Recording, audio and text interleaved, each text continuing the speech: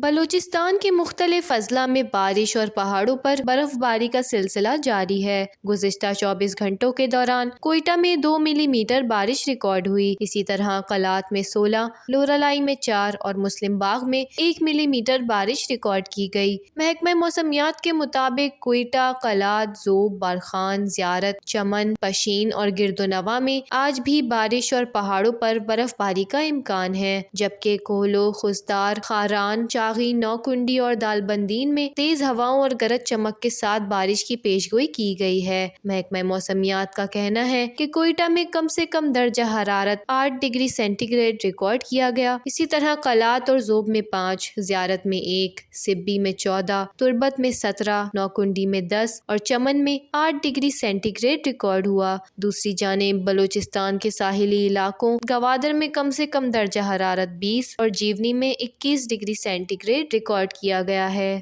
وش news, Balochistan.